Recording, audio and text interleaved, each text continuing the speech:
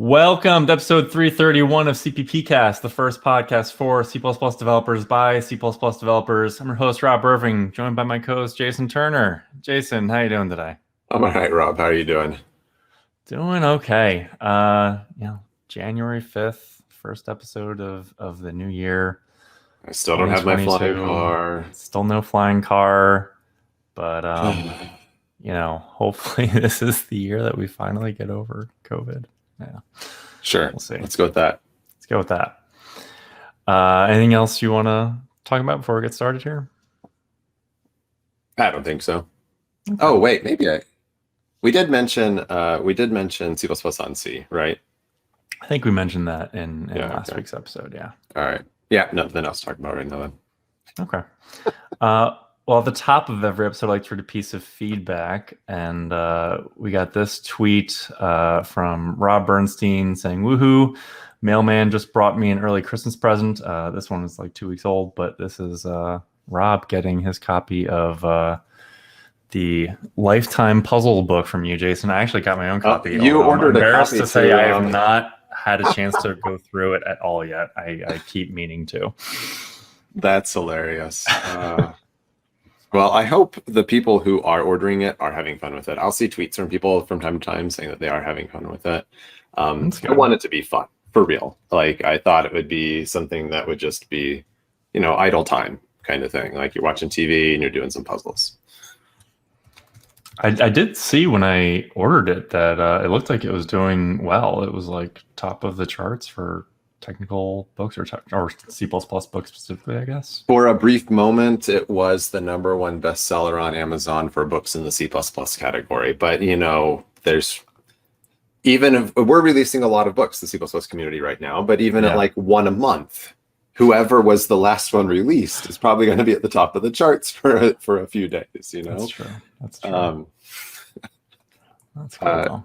Holding its place on LeanPub's bestseller list. Although I have to be fair, I don't really understand buying it on LeanPub unless you can't get it from Amazon, because as a puzzle book, you kind of need to write in it. Right. Oh yeah, I'm looking at Amazon bestsellers now for C++, and you are no longer #1, and the #1 book does not appear to be about C++ at all. What is it? Make Electronics Learning by Discovery. The #2 book has C++ in the title, but you mean from Make zine, like Make : whatever. Yes.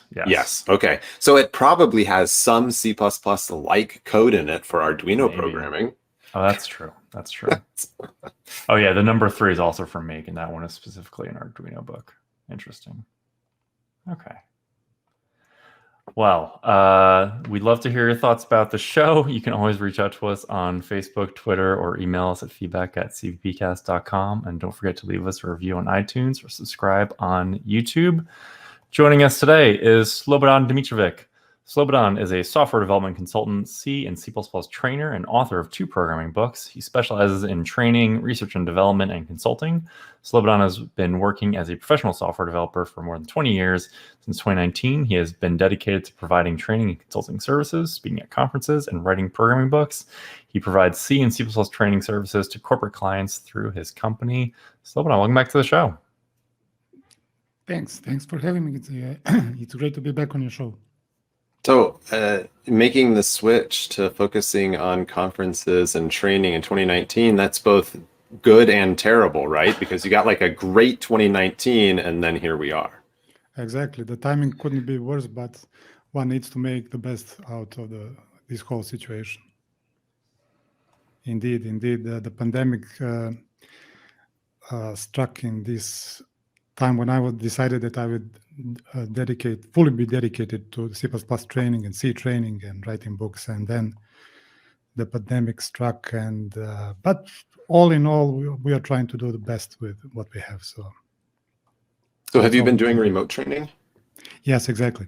I'd say 90% of my time was remote training, and then a few months ago there was some live training, which was refreshing. I think we all missed traveling and so on and so on. Yeah. Well, good that you got some live training and things are Well, things are going weird at the starting to moment shape again. up. I hope, yes. Yeah. All right. Well, Slobodan, we got a couple news articles to discuss. Feel free to comment on any of these, and we'll start talking more about the new book, okay? Sure. Okay, so this first one is another update to the format library, or FUMT, as some of our listeners might like to call it. This is version 8.1. Looks like there's a bunch of new features here. More optimizations, more performance improvements. You can now have blinking output as a text style. I thought that was kind of neat. Hey, we all missed the blink tag, right? Yeah.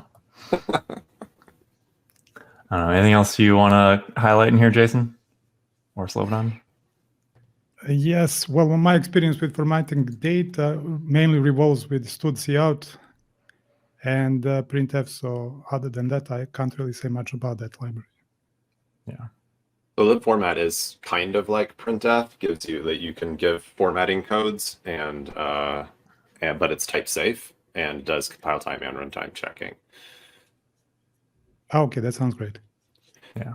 It's the main thing that stood out to me looking at this, by the way, is the library is evolving so much and improving so much.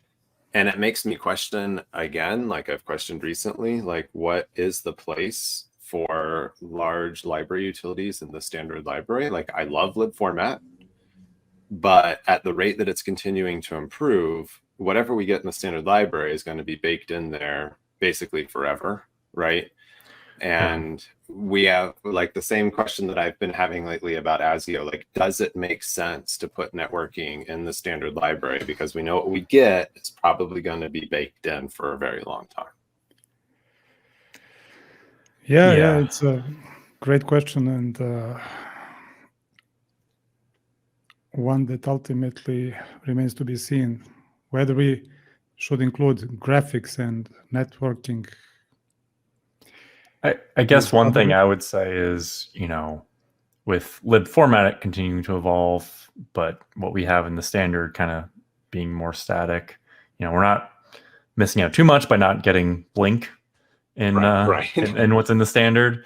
What's there is a great improvement over printf based formatting. Oh yeah, what there is ridiculously better. Sure. And compared to cout, it's like comical. It's like, but with what you're comparing it against, like networking, like if we, new versions of secure networking come out and the C++ standard is behind on that, that's a huge deal compared to, lib format changing.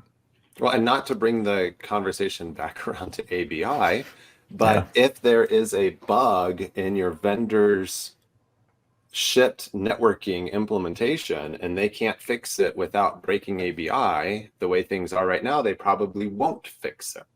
So you could end up with a security flaw, not by design, but by implementation, baked into the standard library's networking implementation provided by your vendor. I just, I don't know. I question it. I'd like to see it, but I question it still. Yeah. Okay. Next thing we have is another post from Raymond Chen's blog, and this is, you can't copy code with memcopy. Code is more complicated than that. And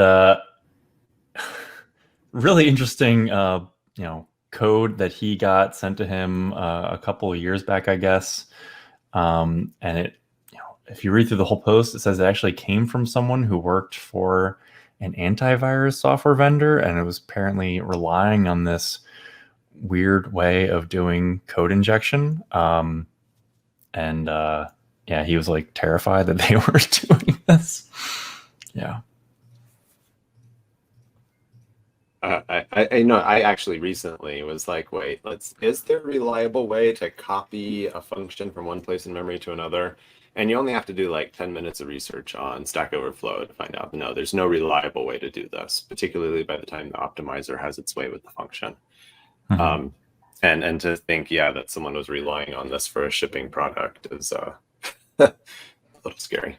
Yeah, and kind of makes sense because functions are not objects, so it kind of makes sense. So I guess this attempt to perform this blatant copy of data was probably flawed in the first place. So yes.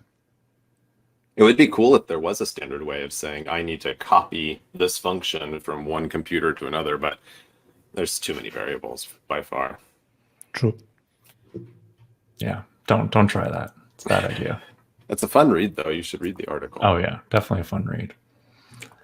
Okay, and then this last thing we have is a really nice post from Botan Balo's blog, and this is 2021 C++ standardization highlights, where he's going through all the progress made this year in C++ standardization as we lead up to C++ 23. Should be feature complete next month, and this is a nice wrap up of all the progress that's been made. What's currently looking like it should get into C++ 23. What's still being worked on. What the process has been like working remotely, and what might change. Hopefully we might get back to normal meetings in July. Haven't been canceled yet, but who knows? The new standard is, well, the meeting hasn't been canceled yet. Yeah. Are there any standouts from here that either one of you want to call it? I thought this was an interesting wrap up personally. Well, my personal view on I have this feeling that some people are maybe find the complexity of the language challenging, but I guess ultimately that's the reason I'm employed and other trainers are employed, right?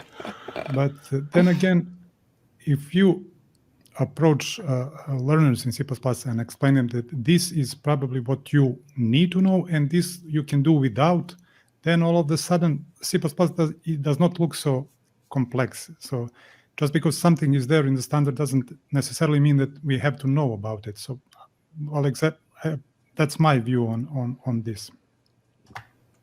Yeah, that's a good point. Yeah.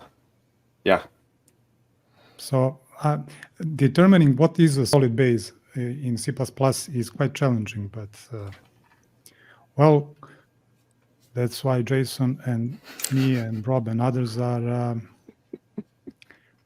That's what puts food on our table. Right? I'm just kidding with you. Yeah. That's partially true, though. Let's be fair. Definitely, C++ 23 doesn't look like it's going to be as big as C++ 20, but there's definitely some nice things in here. Jason, I'm sure you're excited about const per class. Is that okay? Was that definitely accepted? I missed that in here. Or is that in the probably will make it category? Oh, good point. Const per class. Yeah, you're right. Probably okay. Because I was just looking on CVP reference like yesterday. Like, where did const per class go? I was also looking for static operator paren call operator because I knew that was in the works, and I thought it had been accepted, but no, that one hadn't been accepted yet. Both of those things I could have used this week. Yeah. Some of the things in the library I do think are really nice changes, like the stack trace facility should be really nice, and adding starts with, ends with, and contains to string. It's very nice to have. I think I need to spend a little more time looking at move only function, because I believe part of the point of that is to reduce when allocations might need to be performed for holding a standard function type object.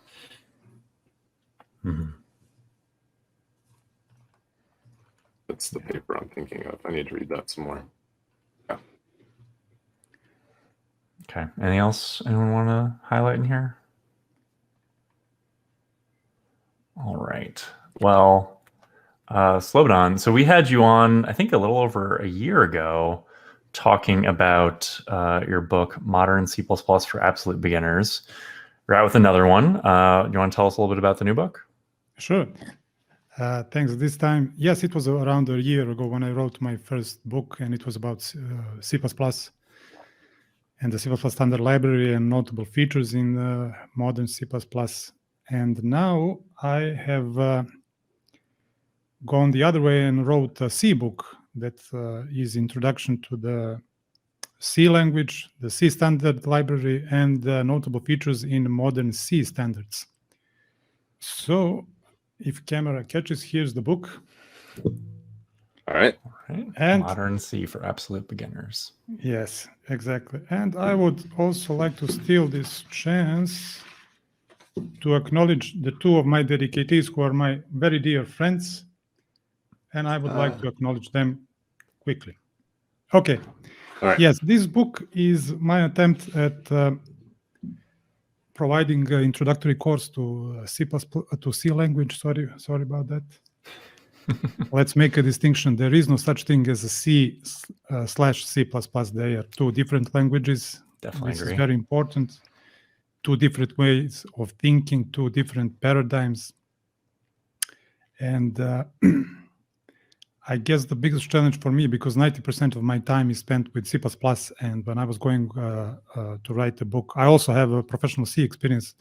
But when writing with C, C heavily relies on raw arrays, raw pointers, raw memory manipulation, all those things we tend to stay away from in C++. So, but C is also quite interesting language. They are both tools and quite powerful tools. And yeah, that was my intent, to provide a concise introduction to the C language itself. So I'm very curious as to what modern C looks like, because I feel like when we're talking about modern C++, a lot of times we're talking about avoiding, old things from C when writing C++. Sure. The C committee is well at work, and they are introducing new things to the C language and the C standard.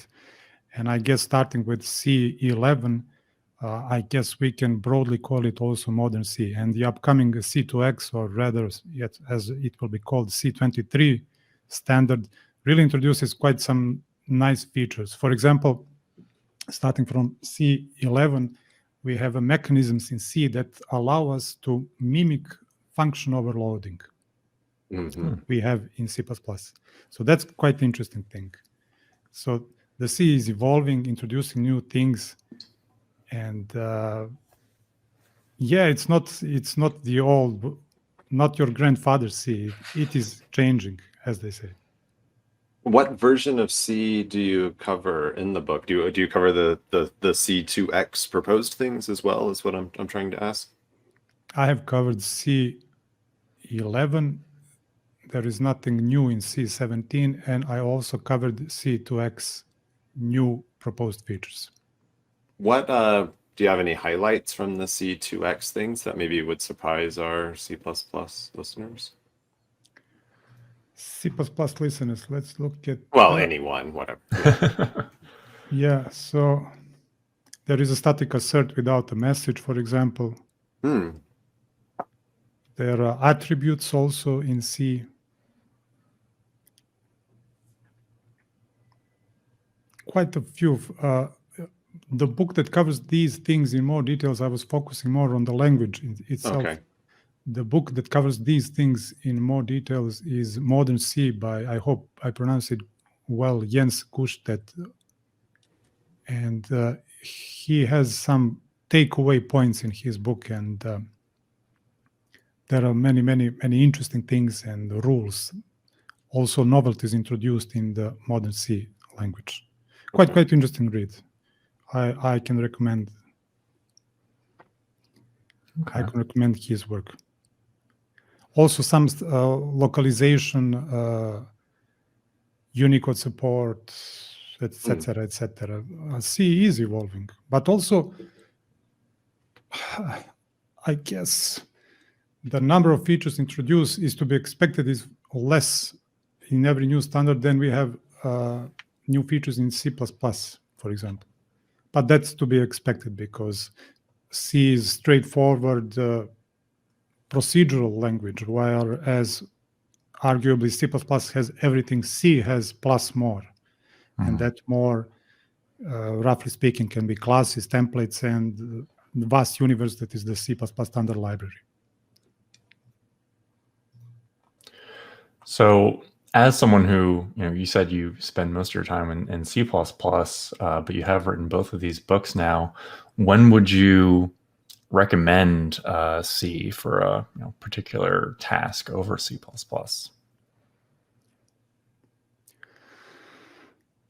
My personal preference is C++ because I've spent the majority of my professional work with C++.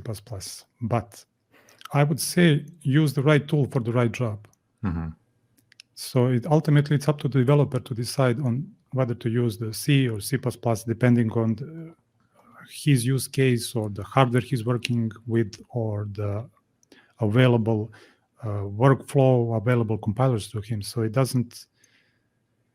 But if you want to handle both, as Bjarne says, both the efficiency and complexity, then I guess you have no choice. I mean, you should opt for C++ because it's much easier to do object-oriented programming if you have classes and objects. And that is why I would suggest C++ for the most part. Okay. Do you cover interoperability with C++ at all, or from the C's perspective of the book? No, this time I was focusing myself on the idiomatic C, C. And when it comes to interoperability, extern C in C++. But that's a good idea. So that's a good idea perhaps for another book, how to move to C++ from a C developer standpoint. That's an interesting idea. I'm just imagining the next book that you produce will be Modern C/C++ for the absolute beginners. I don't think that will bring good publicity to. Sorry, I've been waiting to say that since you. Perhaps if that slash is replaced with end word, then I guess it would be better. It reminds me, and I don't recall if I've ever brought it up on this show before, but a very long time ago, I remember this book on the shelf in bookstores that was called the C/C+/C# Bible. Oh, wow. And that sounds quite new to me. It sounds confused is what it sounds. So you said you focus on like idiomatic good C, and it's been, I have to look at the calendar, 20 years since I actively programmed in C. And I'm just like, I'm sure that the code that I wrote back then was terrible, but you mentioned, Rob mentioned that there's lots of like manual memory management and that kind of thing. Does good modern idiomatic C take steps to abstract away at all the manual management of arrays and memory and that kind of thing?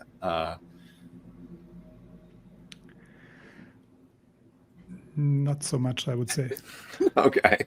But that again is not the C's goal. Right.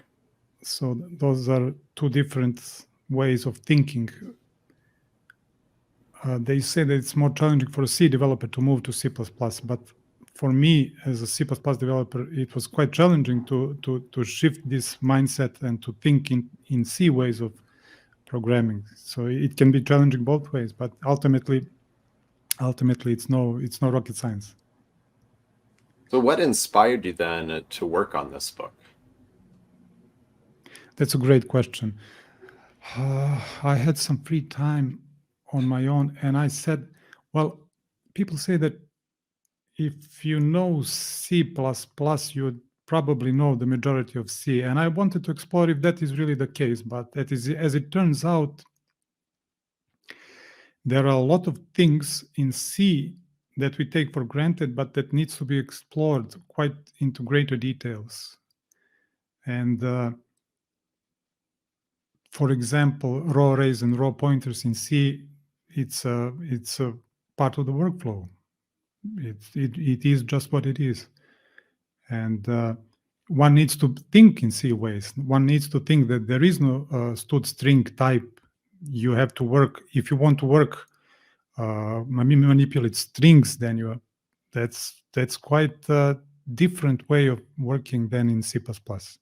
I guess some of the C developers, when I was doing training C developers to move to C++, and when they see how we have stood string and we have containers such as vectors or maps and sets and so on, they begin to appreciate the, how should I say, the comfort we have in C++, if you wish. Because in C, we have to build all the containers from scratch each time. There are third-party libraries, but since there is no generic programming, there is no container that can accept everything. I mean, there are some ways with void pointers and so on and so on. But when people who have spent the majority of their time with C and want to move to C++, when they see that there is a stood string type that does all the heavy lifting for us, they begin to appreciate that level of comfort. Also, vectors and arrays and stood arrays and maps, sets, and so on and so on. They begin to appreciate how vastly more capable, if you wish, the C++ standards library is, because it covers more ground, I would say. So that was my experience with it. When I last used GTK, which is a C library, I was observing that there's lots of object-oriented C style approach there with like structs of function pointers, and it's almost like using universal call syntax. It'd be like append, and then the container thing you want to append to, and then the object you want to append into it. I'm just curious, like, does that kind of approach still come up in idiomatic C? Is that something you cover in your book? I try to stay away from that approach as well. Okay. I try to teach idiomatic language, the theoretical introduction to the language. And when it comes to that kind of C with class style programming, my advice is to stay away from it. So you would say just go to C++. Yeah, exactly. But then again, C is also capable language. There is a Python implementation in C. And Python is high-level functional programming language, and it's all made in C. So there are ways around it.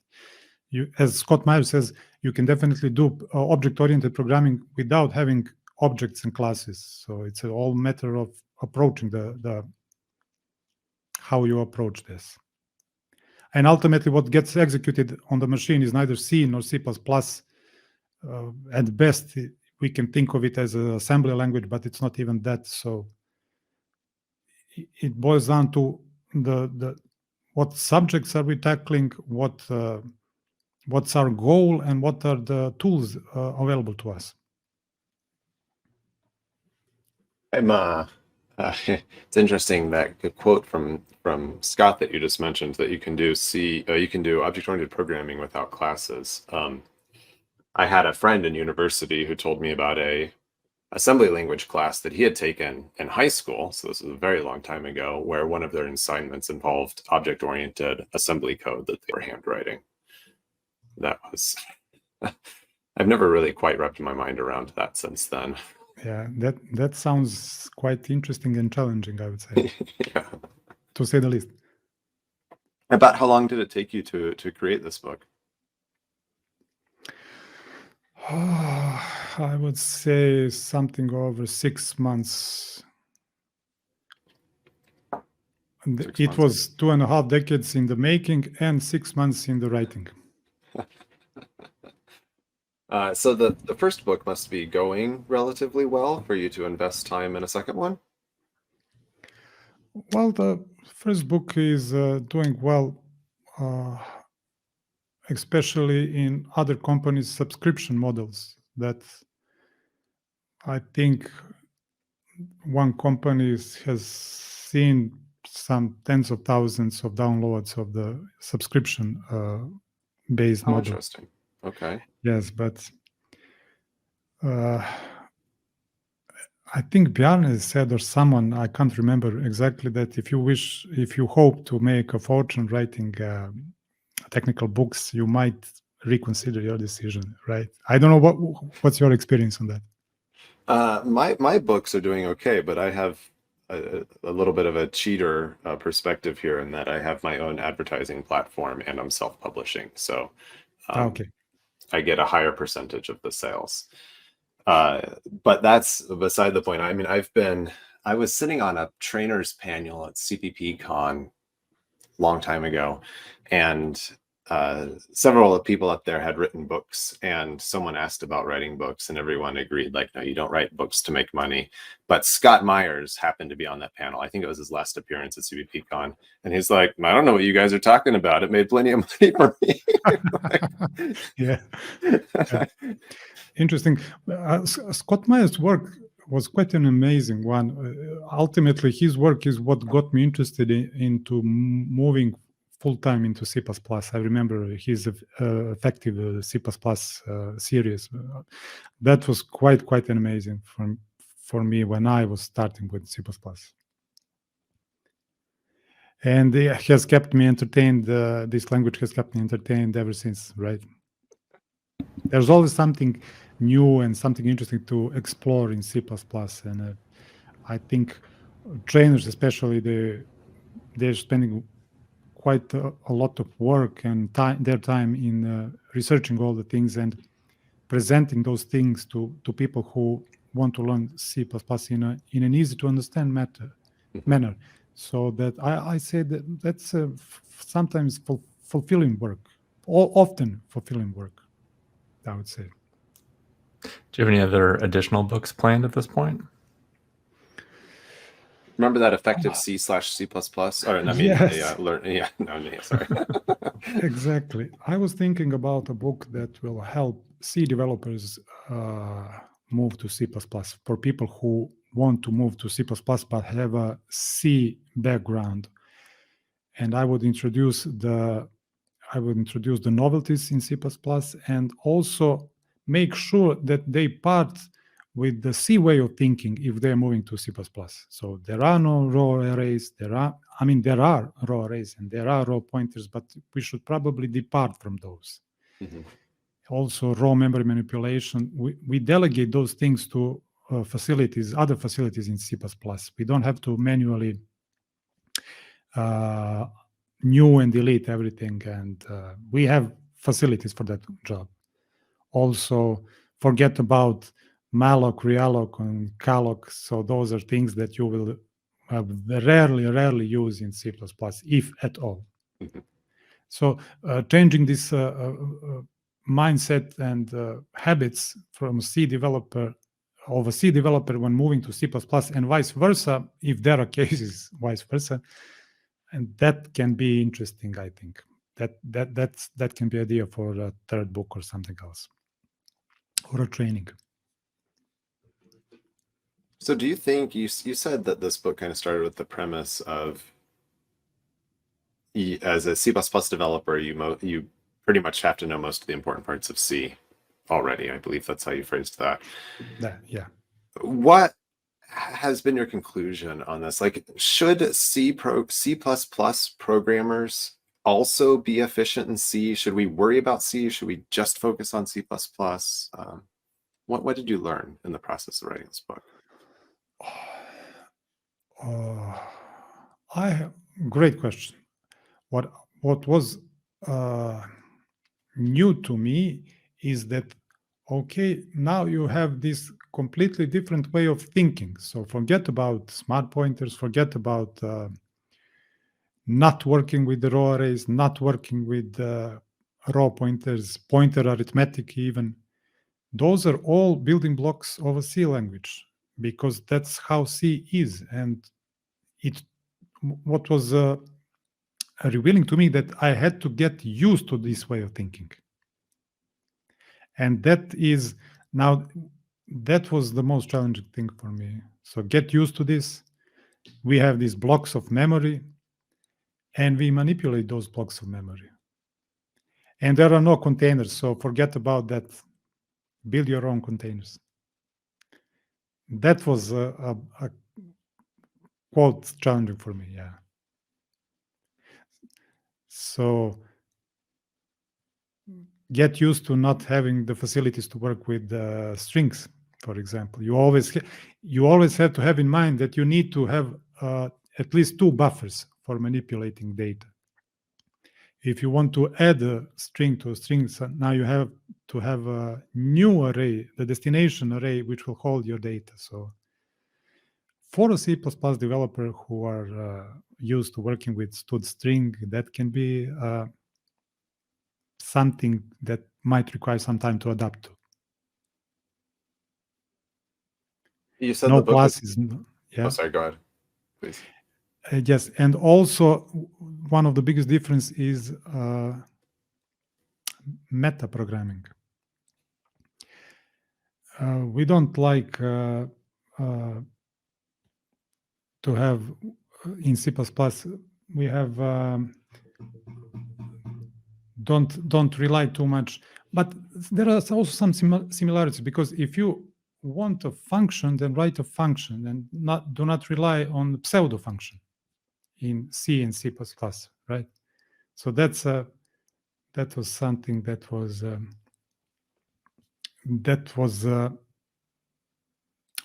eye-opening to me when I was people say you moved down to C. No, I haven't. I've just moved to C when writing this book, and I had to suspend all my ways of C++ thinking when I'm writing a C program or a C book and thinking in C ways.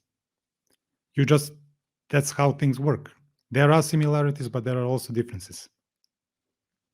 I do personally rely heavily on type-based function overloading, which,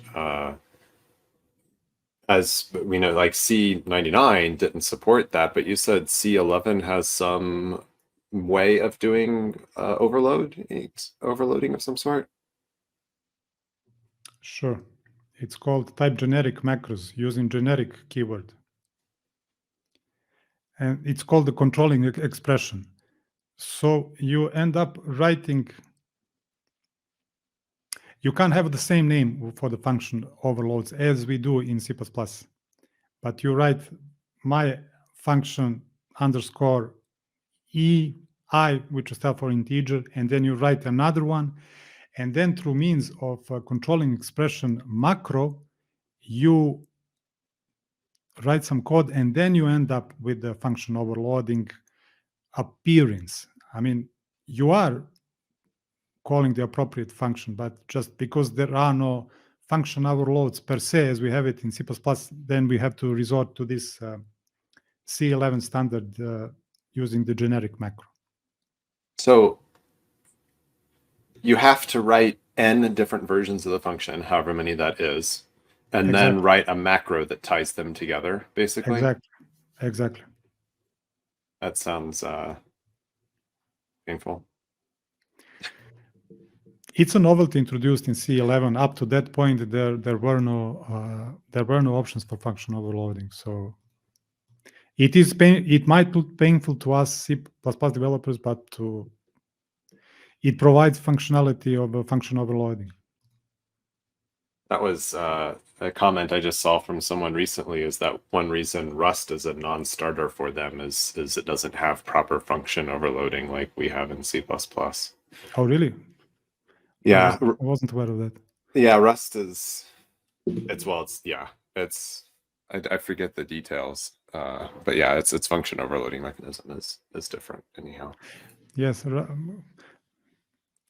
I recently made a tweet about how C++ is really not that complex, and some of the comments were some of them were revolving around Rust, and some of them were revolving around how it really is a complex language. But it's no rocket science. I mean, C++ is no rocket science. They say although used in one, but really it isn't. It is complex, but it is as complex as we make it, as we want it to be.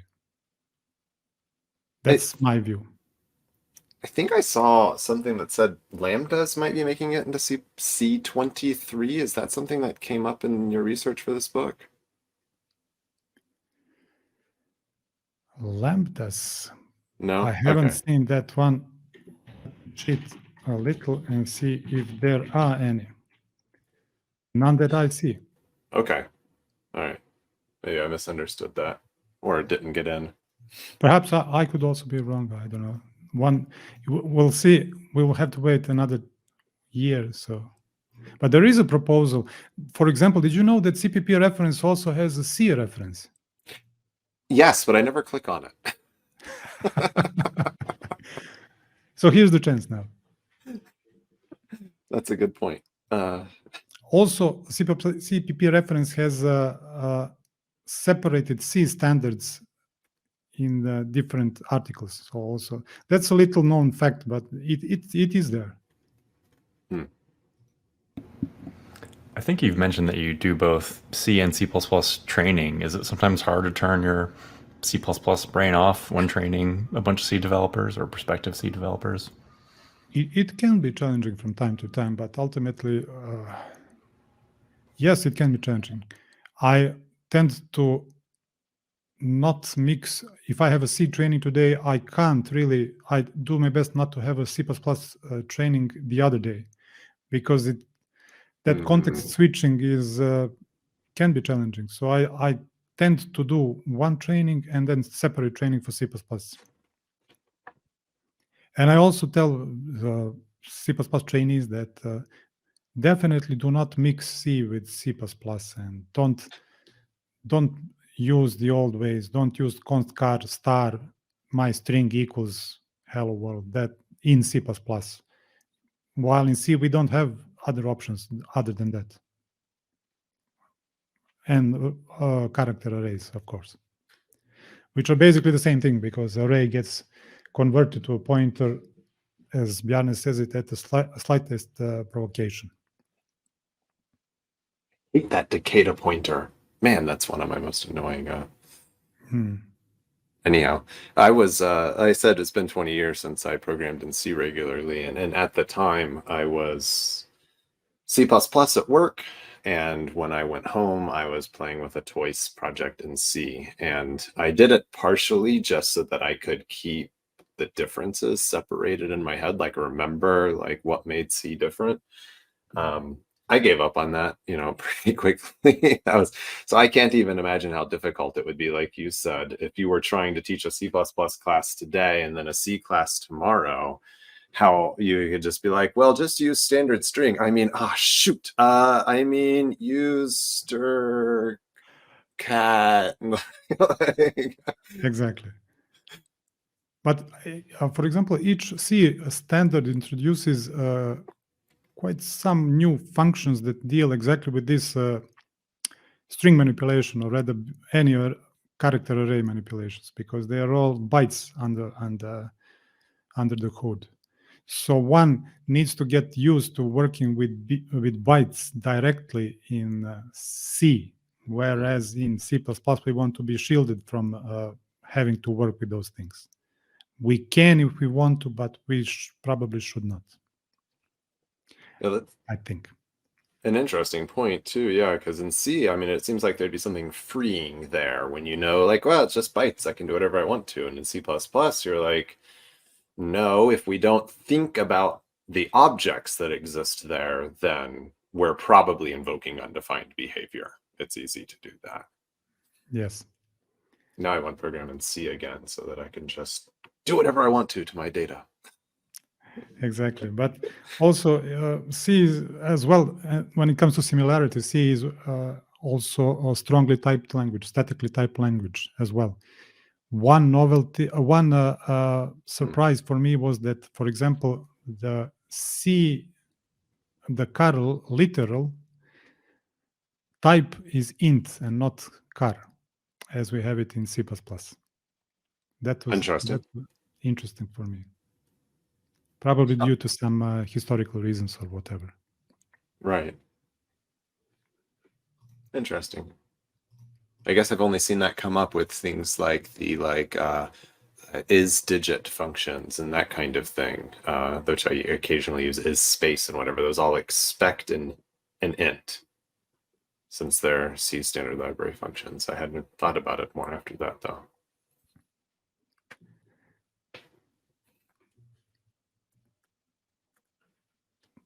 Rob, have you ever worked with C in your professional life? I mean, no, not really. I've certainly had, some C++ code with extern C, but I've never worked with C professionally. I've used some C libraries, but that's about the extent of it. Yes. And for example, if we have a function that has no parameters in C, we have to put a void keyword inside that. And the newest standard works toward removing that necessity. So in C++, we don't have that.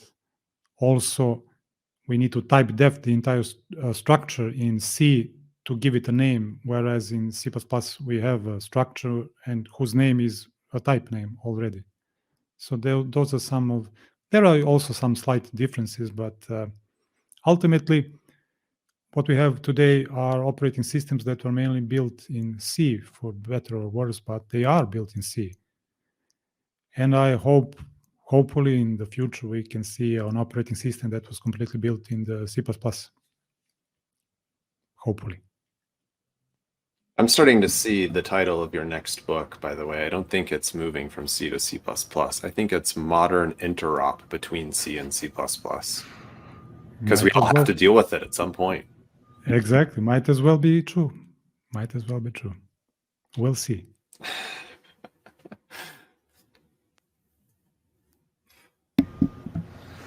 All right. Well, it's been great having you on the show again today, Slobodan. Definitely let us know if you work on any additional books, and definitely encourage listeners to go check out the Modern C for Beginners book if they're interested in learning what the latest C development style looks like. Okay, thanks for having me. It was a pleasure for me. Thank you so much. Okay.